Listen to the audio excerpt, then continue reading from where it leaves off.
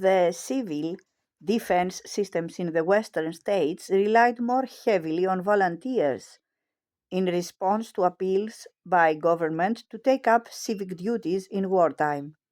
In Britain, civil defense recruitment on any scale began only in the late 1930s. There was no equivalent mass organization for air raid protection to match the German or Soviet example, but once bombing began in autumn 1940, the government moved from encouraging volunteers to making some elements of civil defense obligatory and universal.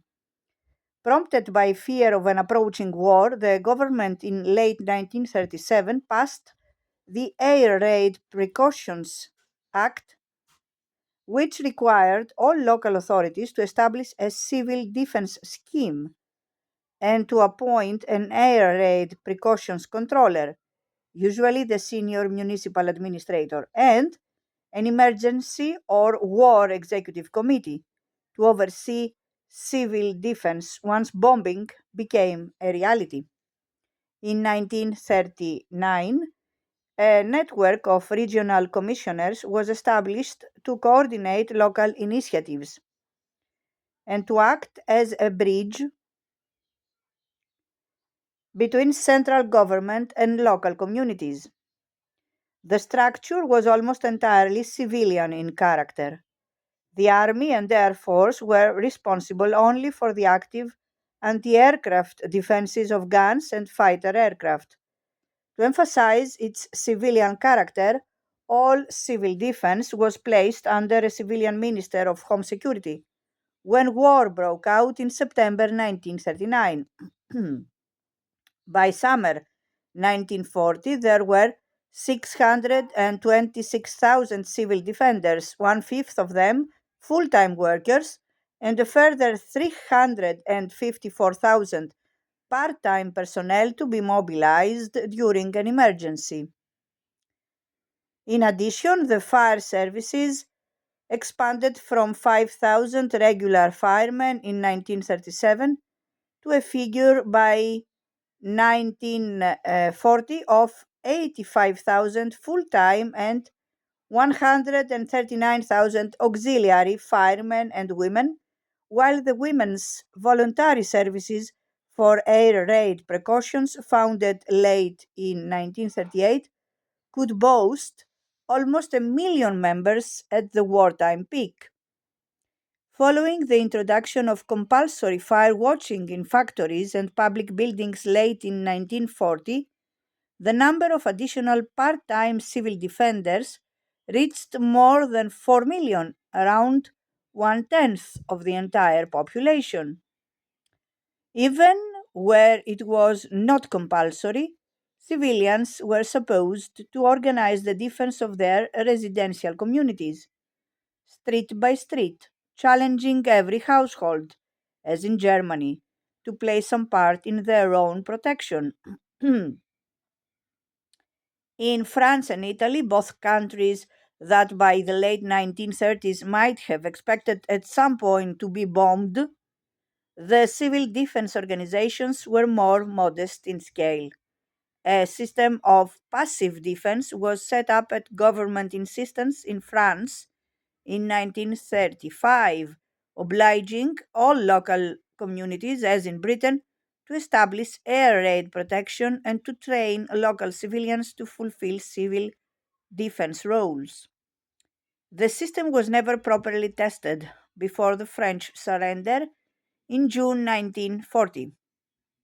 Under the Vichy regime, civil defense lapsed until first the British Air Force, then the American, began bombing targets in France. The Pétain government was reluctant to mobilize civilians when France was ostensibly no longer at war, or to bear the costs of an extensive civil defense system. But, under pressure from the Germans, the passive defense responsibilities of local prefects and mayors were once again revived, though they remained desperately short of funds and personnel. In Italy, the regime issued a law in March 1934 mandating provincial prefects to establish a decentralized regional civil defense system, but the provincial inspectorates for air raid protection that resulted remained a low priority for resources.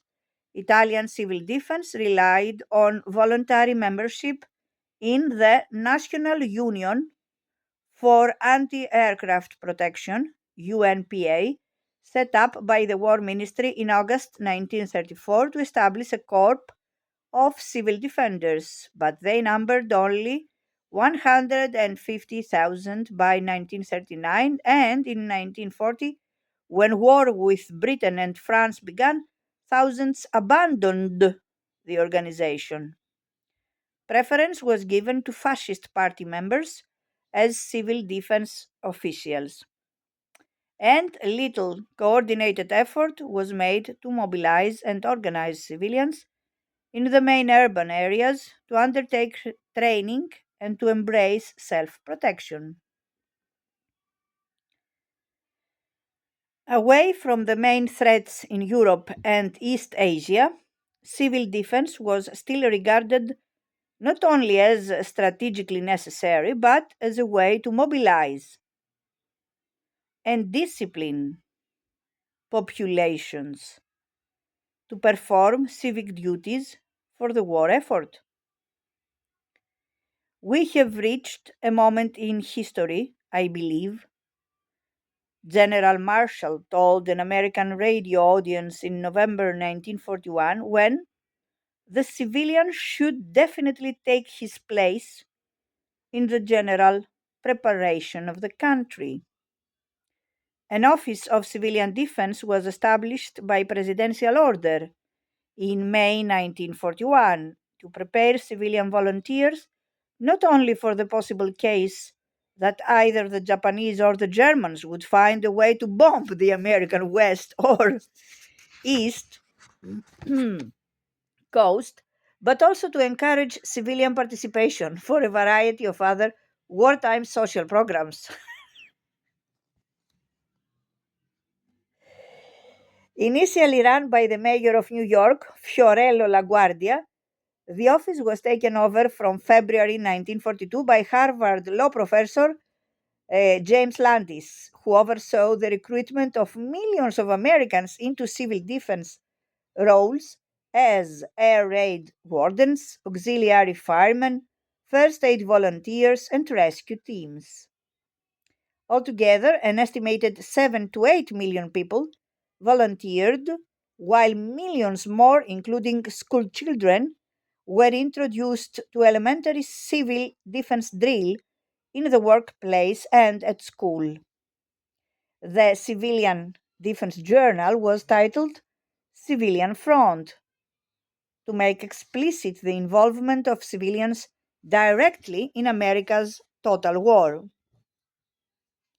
Civil defense, wrote Landis in 1943, is a military assignment as definite as that given an armed task force ordered to take and hold an enemy position. Although the bombing of the mainland United States never materialized, despite the unfulfilled ambition of the German Air Force to find the ideal America bomber, civilian defenders until the end of the war continued to be given training, while air raid wardens patrolled the streets of America's coastal cities.